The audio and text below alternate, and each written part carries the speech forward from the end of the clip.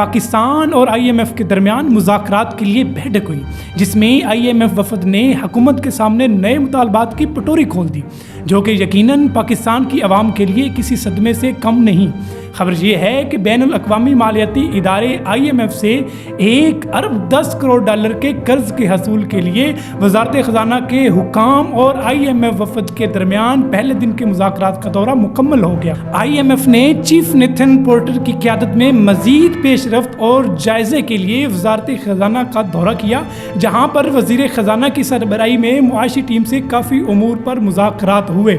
اس دوران نو منتخب وزیر خزانہ محمد اورنگزیب نے IMF وفد کو ملکی معاشی صورتحال سے آگاہ کیا۔ تکنیکی سطح کے مذاکرات کے پہلے روز کے اختتام پر وزارت خزانہ کے اعلیٰ حکام نے بتایا کہ IMF نے فرٹیلائزر پلانٹس کو سستی گیس کی فراہمی پر گہری تشویش کا اظہار کیا ہے۔ انہوں نے یہ بھی بتایا کہ IMF جائزہ مشن نے فرٹیلائزر پلانٹس کو سستی گیس کی فراہمی کو جلد ختم کرنے کے لیے حکومت پاکستان سے اقدامات کرنے کا بڑا سخت مطالبہ کیا ہے۔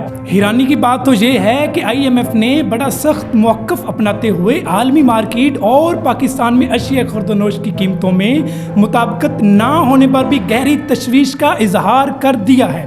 اندر کی خبر تو یہ ہے کہ IMF کی جانب سے عالمی مارکیٹ میں کموڈیٹی پرائس مستحکم اور پاکستان میں نرخ بڑھنے پر بھی تشویش کا اظہار کیا گیا ہے۔ اس دوران IMF کے وفد نے وزیر توانائی، FBR اور بے نظیر انکم سپورٹ کے حکام سے بھی ملاقاتیں کی ہیں۔ وزارت توانائی حکام کی جانب سے IMF جائزہ مشن کو گردشی قرضہ، ٹیرف آؤٹ لک اور کاسٹ سائڈ ریفارم پر بھی بریفنگ دی گئی۔ مزید یہ کہ IMF جائزہ مشن اور FBR حکام کی ٹیکس ایڈمنسٹریشن اور ٹیکس پالیسی پر بھی کھلی ڈھلی بات چیت ہوئی۔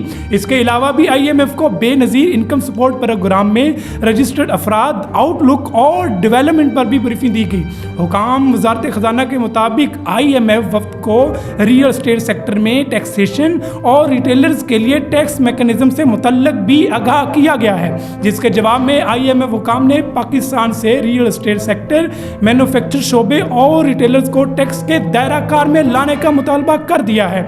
اس ضمن میں بین الاقوامی مالیاتی ادارے کے جائزہ مشن نے ریئل اسٹیٹ سیکٹر کو دستاویزی بنا کر ٹیکس سسٹم لانے کا بھی بڑا مطالبہ کر دیا ہے۔ اب دیکھنا تو یہ ہوگا کہ اس معاملے پر حکومت پاکستان کیا سٹانس اختیار کرتی ہے۔